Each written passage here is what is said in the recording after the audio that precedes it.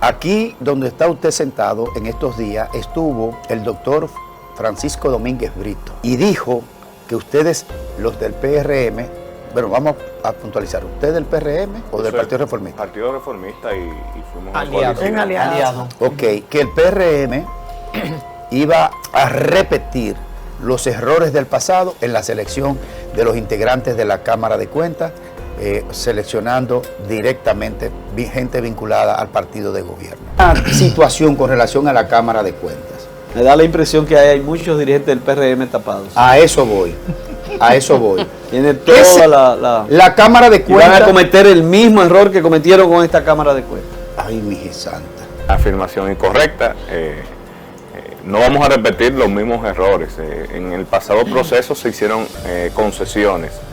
Vamos a recordar un poco, en el Congreso pasado no había una mayoría clara en cuanto a ninguna fuerza política. Se hizo un proceso transparente donde hombres y mujeres fueron evaluados por la comisión, donde participaron todos los partidos políticos, donde todos los partidos políticos a unanimidad votaron las ternas y se presentó un informe al Pleno al respecto. Ya está en el Senado de la República y esperamos que el Senado en los próximos días ya elija una nueva Cámara de Cuentas que esté para trabajar, ¿verdad? Y no se sufra la crisis que han tenido, ¿verdad?, las últimas gestiones.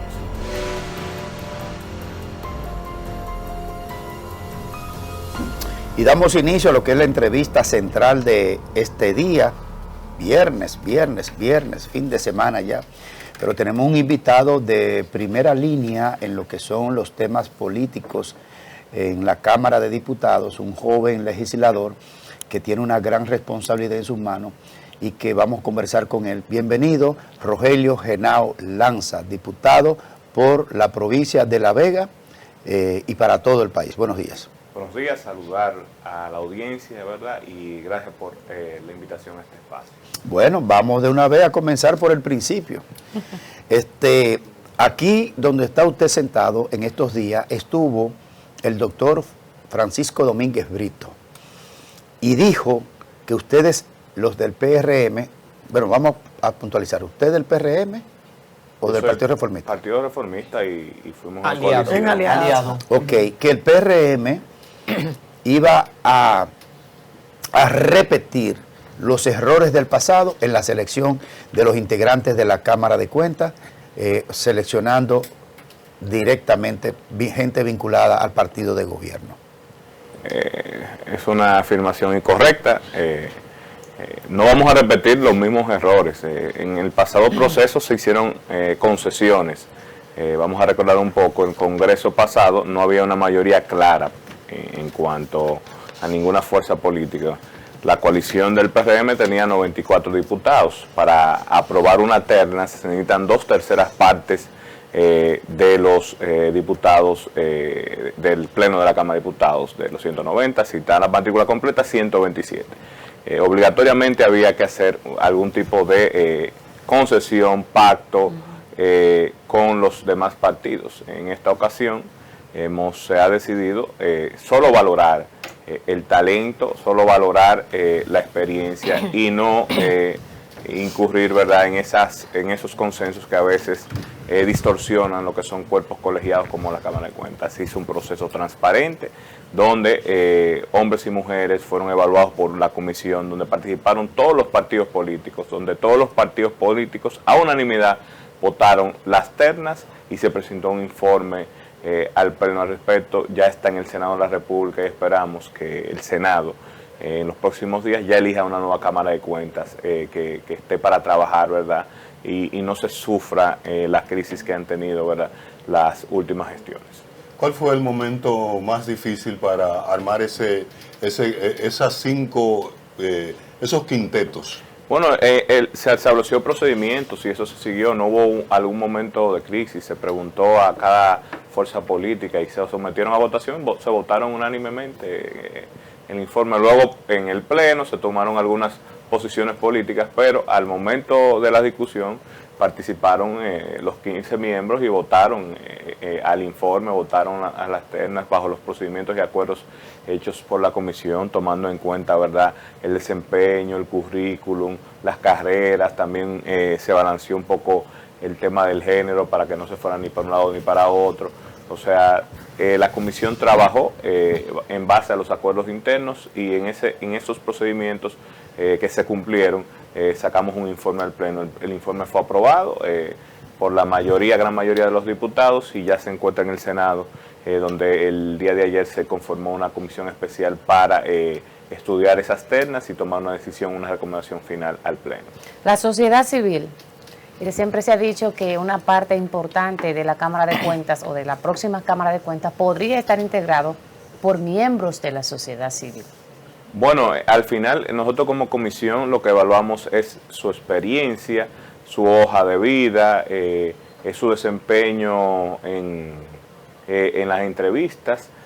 También se busca que no tengan una militancia política activa, aunque en la ley no se prohíbe eso, pero ponemos empeño, ¿verdad?, en verificar que no sean un militante activo o un dirigente activo de algún partido político, y en base a eso tomamos una decisión. A veces muchas personas a lo largo de su vida han militado en un partido y ya no lo hacen, o han sido parte de un movimiento social y ya no participan. O sea, a veces no podemos llevarnos mucho de eso, porque lo que estamos valorando en la comisión, lo que se valoró fue la experiencia. Pero, diputado, estamos cayendo en la trampa, es casi un maniqueo, de que ser político es simbología de inaceptable.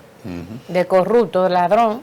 Y pudiéramos estar cayendo en entramparnos nosotros mismos en nuestro propio diálogo social y caer en lo que han caído varios países de Latinoamérica, que demolieron tanto la figura del político que se están llevando de encuentro casi el proceso democrático. ¿Ser político es una simbología de incompetencia? No, yo coincido en esa parte. El Congreso es un órgano compuesto por políticos y lo que toma las decisiones de las leyes son políticos que pertenecen a diferentes fuerzas políticas y hay políticos buenos, hay políticos malos, como hay ciudadanos apartidistas buenos y hay ciudadanos apartidistas malos. Yo le voy a mencionar tres nombres. Hay ejemplos negativos y positivos. Le voy a mencionar unos nombres. Usted conoce, ¿cómo se llama el de la Cámara de Cuentas? El de ahora. Anel Andrés. No. El de Participación Ciudadana. Pancho.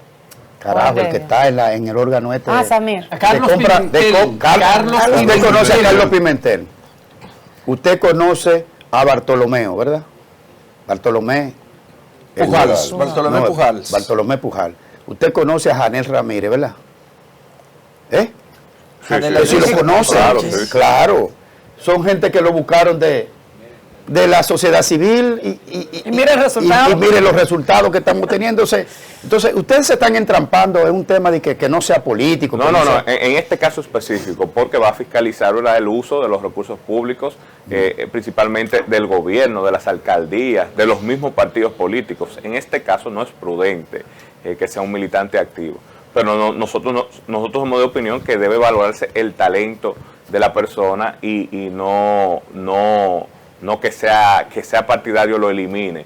Hay buenos ejemplos de políticos que han sido exitosos en órganos, por ejemplo, Milton Ray en el Tribunal Constitucional. El mejor ejemplo. Una excelente gestión, un político activo. Y hay ejemplos de sociedad civil que han fracasado en gestión. En la Junta hubo una Junta Central Electoral que se suspendieron unas elecciones y los miembros eran de la sociedad civil, sí, todos. Sí. O sea, por poco y meten en este país un problemazo. Hubo una crisis que provocó un cambio de gobierno. Eso hay de todo. Nosotros valoramos el talento, pero en el caso de la Cámara de Cuentas, que se encarga de auditar y fiscalizar todo el uso de los recursos, no creo que la militancia política activa sea un factor que pueda ayudar en ese sentido. ¿Qué fue lo que realmente pasó en la Cámara? Vimos muchos legisladores que estaban saliendo porque decían que el vicio, que el proceso estaba viciado para elegir la terna. Muchos de ellos salieron, tanto del Partido de la Liberación Dominicana como de la Fuerza del Pueblo y otros partidos, ¿Qué ocurrió ese día en la Cámara?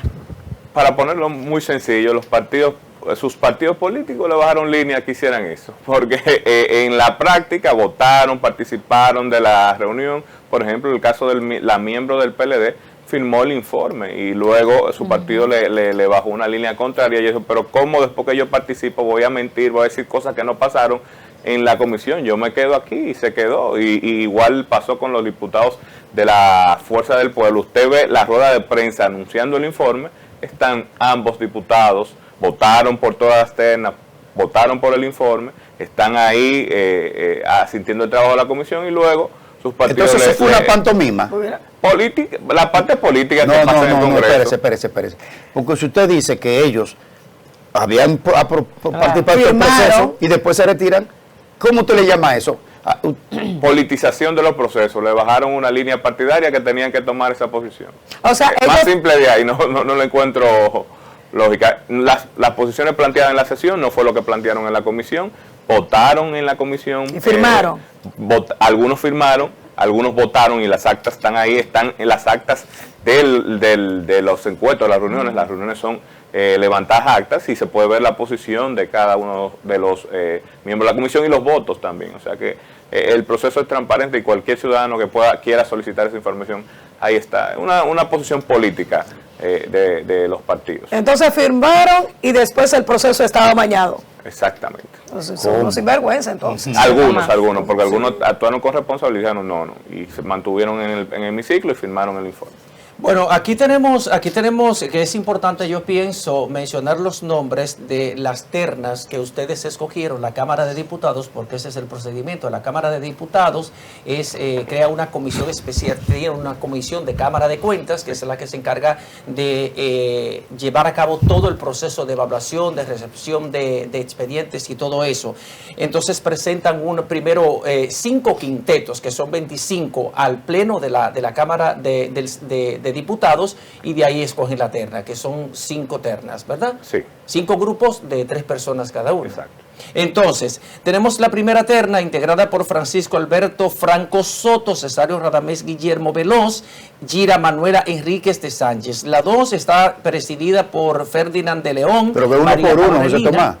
Dile de la primera, vamos, La primera, bloque por bloque. La primera, generalmente la praxis es que escogen al que encabeza cada terna. Cambiamos el sistema y los están en orden alfabético por apellido. Así se presentaron para que el Senado no se especule, ¿verdad?, de que hay alguien encabezando, y se enviaron en orden alfabético por apellido. Por eso no hay un orden, ¿verdad? El orden que está es el orden alfabético. O sea que no se cumpliría en este caso, no se cumpliría la tradición de escoger al que encabece la terna. No, ya Las no. propuestas de la Cámara de Diputados fueron en orden alfabético por apellido. ¿Eso fue idea suya? No.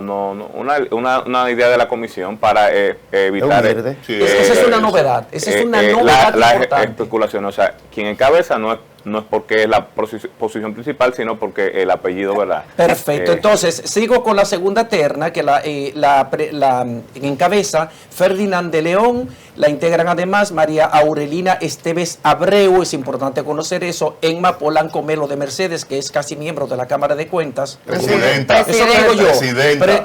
Presidente, yo no me aventuro tanto, pero yo creo que tiene todas las condiciones para ser presidenta de la Cámara de Cuentas. Charles Isaac Betances Tejada, Maribel del Carmen Reyes Morillo y Francisco Tamares Florentino integran la terna 3, la 4 Rainer José Castillo Martínez, Eduard Manuel López Ulloa, Ramón Méndez Acosta, y la número 5, Claudia Catherine Álvarez Troncoso, José Miguel Fernández de la Cruz y Griselda Gómez Santana. Ese procedimiento nuevo que ustedes utilizaron desmonta una tradición histórica, como le dije, de que generalmente escogían de cada terna el que encabeza la terna. Como fueron construidas las ternas por orden alfabético, ya esa tradición desaparece, y entonces hay amplias posibilidades de que Emma Polanco, que fue rectora de la Universidad Autónoma de Santo Domingo, la primera rectora de la Universidad Pero tú estás en Autónoma de campaña, Santo José Domingo. Tomás. No, eso pesa mucho. ¿Eh? Eso pesa Pero mucho. pregúntale, Eso pesa mucho. pregúntale a él, que está ahí. Quisiera saber de usted, a eso es que voy.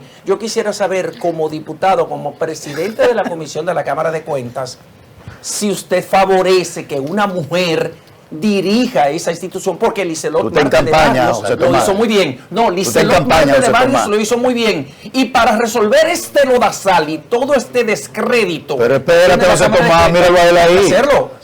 Bueno, nosotros como comisión dimos un informe con 25 nombres, ¿verdad? El Pleno lo redujo a 15. Ajá. Lo que le puedo decir Sí. que hay mujeres y hombres muy capacitados, y entendió la comisión y entendió la Cámara de Diputados, en esas ternas para presidirla, ¿verdad? Y por eso lo envió al Senado. Vamos a esperar ahora que el Senado tome la decisión correcta en cuanto a quién va a ser, cuál va a ser la Cámara de Cuentas y quién va a presidirlo. Pero ahí hay hombres y mujeres, ¿verdad? Con todas las cualidades para hacer un buen trabajo en la Cámara de Cuentas. Genao, mira, mi pregunta es muy simple, muy simple. Se ha filtrado de que Emma Polanco va a ser la presidenta de la Cámara de Cuentas. ¿Qué hay de cierto? Vamos a esperar el Senado. Todavía el Senado toma la decisión al respecto. Al final, doña Emma tiene de los postulantes que ha tenido el mayor, ¿verdad?, cargo, y por eso siempre ha sido valorada positivamente, porque han desempeñado una función muy importante como Antes de que rectora tú de la entres, UAS. este señor tiene una cara de póker. Sí, sí, sí. Pero mira, ¿Qué? una ¿La cara de qué? De póker. Ah, sí. No, Bien por ti. Dale, Montuno. Ese hombre no se inmuta. Sí. Además, antes de Roberto, miren, Emma Polanco es profesional. Pero que tú estás en con área- campaña, ¿eh? No, lo que es para contextualizar por qué digo esto. Emma Polanco no solamente Pero fue qué barbaridad. rectora, la primera rectora de la Sí, primera lo universidad sabemos, del mundo, José Tomás. sino que tiene como profesión un área neurálgica para la Cámara de Cuentas, es contadora. Pero claro, si no, no puede, si no, no puede estar. No te vas a tirar. No, Claro, que adelante, sí. Monclús. Le voy a robar la pregunta fuera del aire que le hizo mi compañero José Tomás Paulino. ¿Por qué no se le hizo un juicio político al actual Pleno de la Cámara de Cuentas? Que hay que destacar que es una institución que nace en el fragor de la primera intervención norteamericana del año 1900, del siglo pasado, el año 1916. Bueno, en el año 2023 se hizo una investigación, luego que surgieron conflictos públicos por parte de los miembros de la Cámara de Cuentas, donde se acusaban y contraacusaban unos a otros. El Congreso actuó e inició una investigación donde tuvo como resultado un informe donde se detallaron faltas graves por parte de los 5 miembros de la Cámara de Cuentas, y recomendó un juicio político. Las faltas eran alteración de actas, se ocultaban auditorías, se cancelaban de forma incorrecta y se indemnizaban empleados, y un sinnúmero de faltas que están contenidas en un informe. En ese momento el tema se politizó y hubo un informe disidente por parte de los diputados que solicitaron la investigación, que fueron los diputados de la Fuerza del Pueblo y los diputados del Partido de la Liberación Dominicana. Esos informes tienen 2 años en la página de la Cámara de Diputados. Para el juicio político se necesitaba una mayoría muy especial de 2/3 partes de la matrícula, que eran 127 legisladores. El PRM y aliados llegaban a 94, los otros son parte del PLD y la Fuerza en ese momento. No existió la mayoría para eso porque los partidos de la Liberación Dominicana y Fuerza del Pueblo firmaron un informe disidente oponiéndose al juicio político en ese momento. Entendemos que se debió a que estábamos en tiempo de campaña y había, ¿verdad?, una especie de oposicionismo. Si el gobierno pretende algo, vamos a oponernos.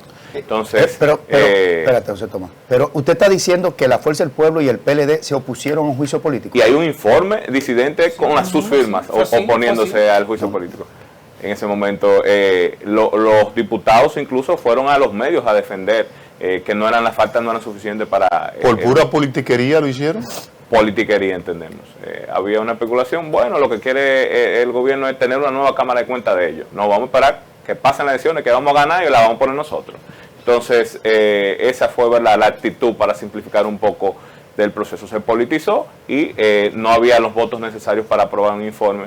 Pero ¿y por qué no lo hacen diputados... ahora que el PRM es aliado de mayoría? No, porque ya acabó el periodo. El periodo vence en abril. Ah, porque El proceso inició cuando el nuevo Congreso y ya estamos, su periodo ya había terminado. O sea, no vale la pena. que la corrupción perime. No vale la pena hacer el informe. El informe está ahí, está colgado. Cualquiera puede Discúlpeme que acceder a difiera él. de usted. Si hay acto de corrupción, no importa que concluya el proceso. No perime. No estoy hablando de eso. Él no se tomó la decisión de proceder con un juicio político, pues ya estaba iniciado el proceso ya, inicia el 16 de agosto de la nueva Cámara de Cuentas. Entonces, ese proceso puede llevarse fuera de, por ejemplo, la periodista Rosa Encarnación tomó ese informe de ustedes, de la Cámara de Diputados, y expuso una serie de barbaridades como una auditoría a la jefatura de la policía, no recuerdo cuál era el jefe de la policía, y de otras más que evidenciaban serios actos de corrupción administrativa. Archivarla no lo hace ser pasible de cohecho, de prevaricación. había muchas falencias también en la ley que no detallaba y no limitaba la acción del Pleno de Cámara de Cuentas. También el Congreso actúa estableciendo una nueva ley de Cámara de Cuentas, la ley 1824, donde, por ejemplo, archivar auditorías es una falta grave, alterar, se establecieron un sinnúmero en base a los hallazgos de la Comisión Especial de ese momento, que lo hacían ya una falta grave establecida en la ley, que no estaba en la vieja ley, que alegaban muchos de los miembros, que decían, bueno, eso no, ¿dónde dice que eso es una falta grave? ¿Dónde dice que la Cámara de Cuentas no podía hacer eso? Ellos tienen sus argumentos alegando eso. Nosotros entendimos que es incorrecto usted archivar una auditoría que dice que hay corrupción, que hay indicios de acciones penales castigadas por la ley, quien le da a usted la facultad de usted ocultarlo mediante una votación. Y por eso actuamos también con la nueva ley, siendo una ley que va a ayudar una ley muy rigurosa en cuanto a los procedimientos y los límites del poder de la Cámara de Cuentas. Una pregunta, José, antes de darte tu turno. ¿Cambiaron el criterio para ser miembro de Cámara de Cuentas? ¿Tiene que tú ser un CPA, un experto en auditoría? ¿O si yo soy abogado? Los principales criterios son constitucionales. Entonces, las carreras están en la Constitución. Son Derecho, contabilidad, finanzas y administración. Está bien. Entonces, y afines. ¿Y por qué no ponen en tecnología también? No, está abierto porque dice afines. Entonces, lo que hace la comisión en cuanto analiza un currículum, ve si es por ejemplo, el sistema que sea en experiencia de hay muchos sistemas de auditorías y eso, que su experiencia sea en el área que tiene que ver con los trabajos de la Cámara de Cuentas y así valida, ¿verdad?, es el expediente. Ante el fracaso de esta Cámara de Cuentas, porque evidentemente fracasó la que tenemos ahora, y esos alegatos de que ya el PRM tiene con un asterisco a quienes serán los nuevos miembros de esta Cámara de Cuentas, realmente ¿cómo se han preparado ustedes o cómo se blindaron ustedes para que lo que vaya a pasar en lo adelante no sea responsabilidad pura de ustedes, que como tal lo es, porque serán ustedes quienes elijan? La responsabilidad de lo que está pasando en la Cámara de Cuentas del Congreso, y no puedes rehuir a esa, al final es quien la elige y quien la fiscaliza. En cuanto a la parte de la Cámara actuó cuando surgieron los problemas. Previo a eso, intervino en algunos de los conflictos internos de los miembros. Luego escaló al exterior y hizo una investigación y dio un informe. También paralelamente trabajó el tema de la ley y aprobó una nueva ley de Cámara de Cuentas que actualiza ese tema y se establecen medidas muy fuertes, establecen controles a lo interno de la Cámara de Cuentas. Pero al final no ha resultado y el Congreso no puede rehuir a esa responsabilidad. Lo que tenemos que hacer con esta nueva Cámara de Cuentas es tener ¿verdad?, el rol de fiscalización activo, ser muy vigilante de lo que pasa en la Cámara de Cuentas y si no funciona actuar rápidamente. Hay una mayoría que garantiza que por lo menos en estos próximos 3 años y medio, en cualquier situación, se pueda actuar con responsabilidad. Y si no se actúa, la carga y la responsabilidad la tiene que asumir el Congreso y las mayorías que controlan el mismo. Rogelio Henao Lanza, presidente de la Comisión de la Cámara de Cuentas, ¿no?, de la Cámara de Diputados. Vamos a hacer una pausa para seguir con estos temas. Tenemos otros temas importantes que conversar con usted, pero José Tomás le tiene una pregunta para irnos a la pausa. José Tomás. Mire, una de las grandes debilidades de la ley 1004 orgánica de la Cámara de Cuentas es que le daba, por ejemplo, al presidente de la Cámara de Cuentas las mismas atribuciones que a un miembro normal. Y parte de las irregularidades que ustedes detectaron en esa comisión que investigó era, por ejemplo, la alteración de actas y las convocatorias de sesiones con el voto de 3 de los miembros fuera de la disposición del presidente. En todos los órganos colegiados, el presidente es el que convoca a las sesiones, y en la Cámara de Cuentas sesionaban a espaldas del presidente y de otro miembro que era Mario Arturo Fernández. Esa comisión que usted encabezó detectó, por ejemplo, que Tomasina Tolentino de Mackenzie, que era la secretaria del Pleno, fue la que alteró esas actas a la que ustedes se refieren. Por ejemplo, una Vamos a la pausa, José Tomás. Sí. Dale la pregunta. Sí, entonces yo quisiera saber qué garantías tiene esta nueva ley que ustedes aprobaron para que no se repitan estos acontecimientos tan cuestionables y tan deleznables de los que fueron protagonistas. Vamos a la pausa. El actual Pleno de la Cámara. Vamos a la pausa. Usted lo va a responder cuando retornemos de la pausa. Esa y otras preguntas sobre el tema nacional. Bueno, seguimos aquí en esta entrevista central con un diputado estrella, joven legislador, presidente de la Comisión de la Cámara de Cuentas, Rogelio Henao Lanfa. La pregunta de José Tomás Paulino. Le hablaba antes de irnos a la pausa de las modificaciones que ustedes hicieron a la ley orgánica de la Cámara de Cuentas, la 1004. ¿Qué avances contiene? Por ejemplo, ¿qué cambios importantes tiene para que el presidente o la presidenta de la Cámara de Cuentas tenga un mayor poder? Por ejemplo, en lo relativo a su capacidad para manejar el Pleno, para dirigir las sesiones y para hacer las convocatorias.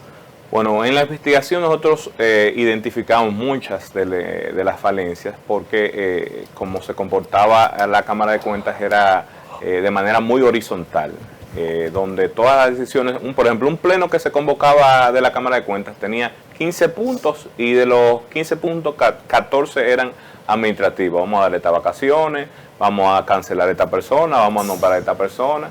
Y un tema tal vez tenía que ver con dar seguimiento a un proceso de auditoría. Eso se pasó a la parte de la presidencia, como en otros órganos colegiados. El presidente va a ser el responsable de la parte administrativa. Claro, el Pleno puede, cualquier miembro puede cuestionar o solicitar que se revise cualquier medida. Va a ser fiscalizado, ¿verdad?, por el mismo Pleno, pero se estableció ese mecanismo más eficiente, como funcionan en otros cuerpos colegiados funcionales, como en el Congreso, la Junta, la Suprema, el Constitucional, que ha funcionado. En cuanto a las modificaciones que tiene la ley, podemos destacar una de las cosas que provocaba mucho conflicto era que cada 2 años el Senado podía revisar el bufete directivo. Entonces siempre como que iniciaba un proceso y había miembros esperando, ¿verdad?, a los 2 años sustituir al presidente, y se provocaba un ambiente de conflicto a lo interno. Eso se eliminó de la ley. Se sacó la parte de que había un miembro secretario que llevaba las actas, y se sacó un secretario general externo, como en otras altas cortes, porque un miembro de la Cámara de Cuentas no puede ser responsable de las actas, porque, como ha pasado en el proceso de investigación, lleva la historia, ¿verdad?, de cualquier problema, y si era parte del mismo podían suceder alteraciones que sucedieron. Eso se sacó a un secretario general externo, y se establecieron consecuencias graves sobre alterar actas y decisiones. Nosotros lo vimos porque se nos suministró todos los videos y todas las transcripciones, y vimos el video y vimos la transcripción y no era lo mismo. Entonces se establecieron también que todas las actas y todos los plenos deben ser publicados.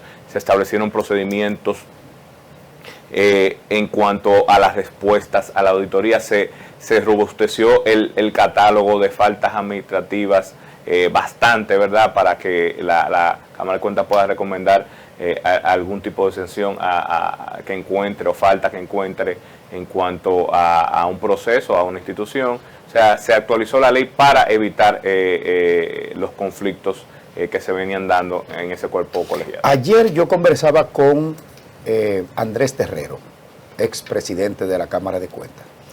Planteaban algo y se lo pregunto a usted.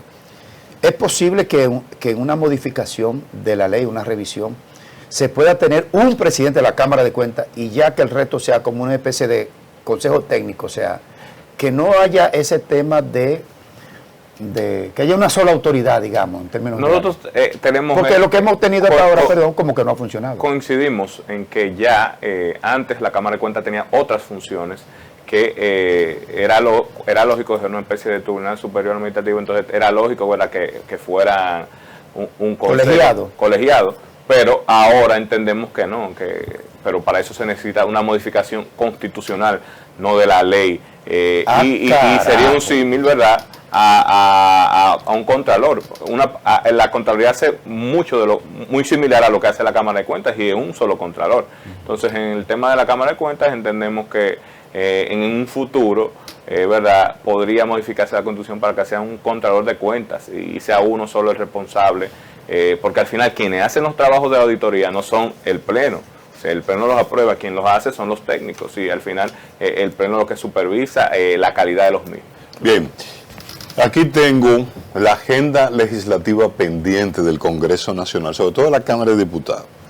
¿Cuándo van a aprobar la Ley Orgánica de Fiscalización y Control del Congreso Nacional? La Ley de Protección de los Derechos del Consumidor necesita ser modificada. La Ley de Gestión de Residuos Sólidos. La Ley de Compras y Contrataciones Públicas. La Ley de Ordenamiento Territorial y Uso del Suelo. Ley de Agua, por Dios, ¿cuándo vamos a tener ese código? El Código Civil, que casi no se habla. Y el Código Penal, con causales y sin causales. Muchos de los temas. Y agrega la ley, el Código de Trabajo y la Ley de Seguridad y de Social. parte de Máxima, el Código del Menor. Perfecto. Son proyectos muy importantes, algunos ya están en comisión especial, como el tema de residuos sólidos, está en una comisión especial en la Cámara de Diputados, el tema de fiscalización y control del Congreso, ahora está en la Comisión de Cámara de Cuentas, y luego, verdad, que terminamos este proceso, vamos a tomar el tema de ley de fiscalización y control. En cuanto al Código Penal, hay una comisión bicameral que inicia su trabajo el próximo lunes a las 3 de la tarde y entendemos hay consenso en la gran mayoría del Código Penal. Entendemos que en esta legislatura podemos tener un informe.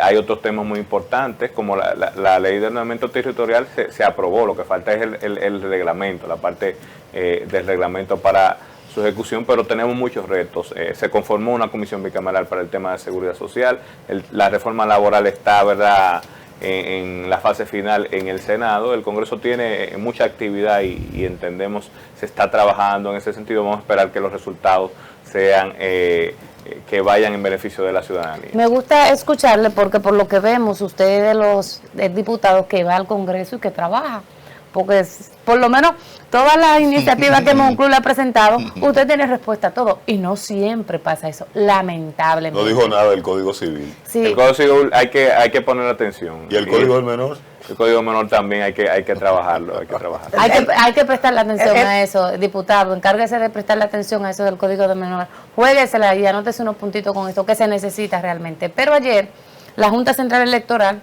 acudió al Senado de la República y están solicitando más fondos. Estamos hablando de que van a recibir en el presupuesto unos 5.000 millones y están pidiendo 6.000 millones por el tema de la nueva cédula.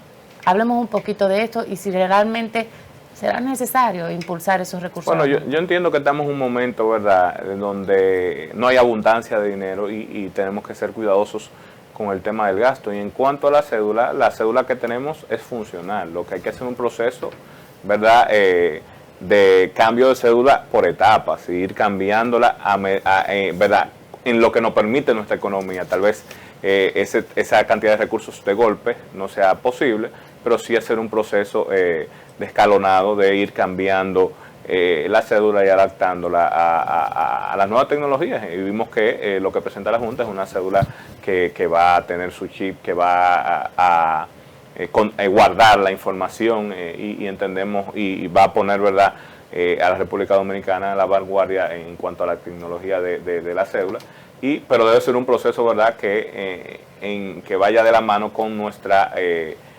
finanzas y el equilibrio de nuestras finanzas, y entendemos que debe hacerse, ¿verdad?, de manera escalonada. O sea, que no estamos preparados en este momento para esa nueva cédula que está presentando. No, financieramente entendemos que debe ser un proceso, ¿verdad?, que en un tiempo ir cambiándola. Pero eso es una decisión del Poder Ejecutivo, diputado. Sí, porque el presupuesto del Poder Ejecutivo. Sí, no, pero el Congreso que lo aprueba, fueron al Congreso a pedir usted está revelando aquí que ustedes van a atajar eso. No, que entendemos que la Junta siempre va a solicitar lo ideal, y tal vez lo ideal no es posible en estos momentos. Mire, pero aquí dijo, ahora no recuerdo si fue Roberto Rosario, sí, Roberto Rosario dijo aquí, en esa silla usted está sentado, que ante esa nueva cédula, había que hacerle una auditoría al registro civil y padrón electo. Una auditoría. Entendemos que es prudente aprovechar el proceso para revisar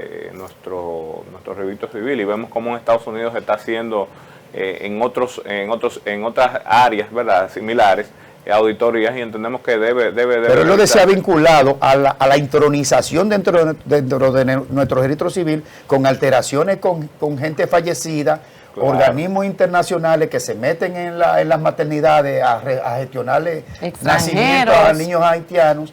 Decía Roberto Rosario, que sabe de eso, porque fue que creó ese registro civil actualizado, moderno, que hay que hacerle una auditoría al registro civil. ¿Usted está de acuerdo? Entendemos que sí, y vemos que hay mucho fraude en cuanto a identidad y inmigración, ¿verdad?, que van relacionados con la migración haitiana y otros tipos de fraude también que son utilizados, y debe aprovecharse la oportunidad. Rogelio, sabemos que eres un joven muy trabajador. Me gustaría saber, dentro de las posibilidades, cuántos proyectos tú has presentado que beneficien a la culta olímpica y carnavalesca ciudad de La Vega. Ella es de allá, por Es por eso, Nosotros representamos la provincia de La Vega, pero muy específicamente a la circunscripción 2, ¿verdad? Claro. Usted es un diputado del país. Sí, pero representamos Jarabacoa y Constanza. Y al nuevo municipio de Tireo, que fue una propuesta nuestra, y fue aprobado y promulgado mediante la ley 1024. Ahí iniciamos uno de nuestros logros. Hemos aprobado resoluciones con las principales obras de agua potable, de acceso, por ejemplo, el Palacio de Justicia de Jarabacoa era una ley de 2006 que no se había ejecutado. Hicimos las gestiones ante la Suprema y ante el Poder Ejecutivo para conseguir local, y se estableciera el distrito judicial. Ya está funcionando. En el 2016 fuimos promotores del proyecto de la cuota de juventud, y eso se logró introducir en la ley de partidos, y garantiza que un 10% de los jóvenes sean tomados en cuenta a la hora de postular en las alcaldías y al Congreso Nacional. Y hemos trabajado también en leyes importantes como la ley de extinción de dominio, el Código Penal. Somos proponentes de una de las piezas del Código Penal que está en la Comisión Bicameral, y estamos trabajando, ¿verdad?, activamente por nuestros representados en la provincia de La Vega. Aunque no te pertenezca esa demarcación, ¿verdad? Porque pero es la provincia. Por ejemplo, en el caso de el distrito municipal de Villa Cutupú, que tiene una cantidad poblacional enorme y que debería ya en estos momentos, en lugar de ser distrito, ser municipio. ¿Tienen algún proyecto contemplado para la elevación? Hay iniciativas en ese sentido de parte del senador, y a la otra parte hay otras iniciativas que hemos dado seguimiento, como la declaración de la provincia de La Vega, provincia ecoturística, que propuesta del senador. ¿Cómo así que Cutupú dice un municipio? Pero sí, claro. Una elevación. ¿Y qué condiciones tiene Cutupú? Al final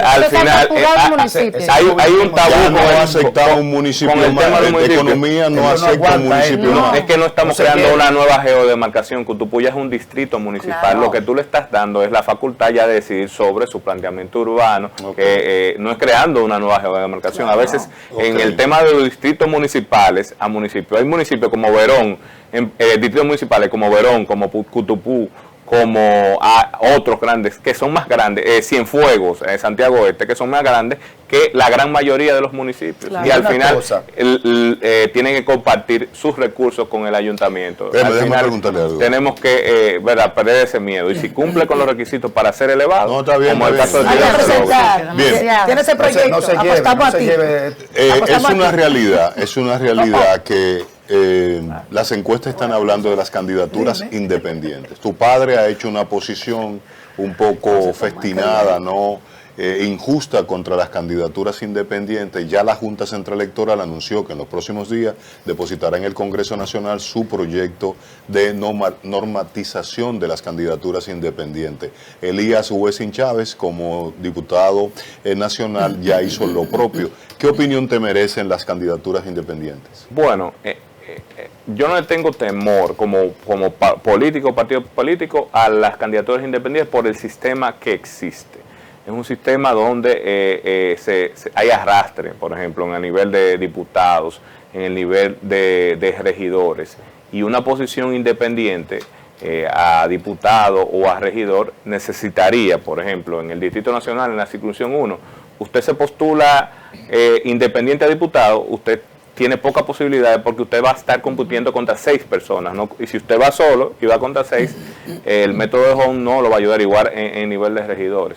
En cuanto a la posición de las candidaturas independientes, entendemos son inconstitucionales. Usted busca la Constitución Dominicana y dice claramente que los partidos políticos son y los movimientos políticos son los que postulan en las alcaldías. Son, por ejemplo, los miembros del Consejo Nacional de la Magistratura es el partido de la segunda mayoría, lo dice así el partido, el representante del partido de segunda mayoría. Y entendemos que en la ley electoral se sobrelegisló en cuanto a las candidaturas independientes y de eso vino el fallo. Al final el Congreso va a tomar una decisión al respecto, la Junta tiene un proyecto sobre eso, pero usted no puede tratar o privilegiar a una candidatura independiente cuando un partido político tiene que pasar por muchos procesos para ser validado, que tiene que tener una cantidad de locales, una cantidad de miembros, también el acceso a los recursos. Hay muchas cosas que se deben regular.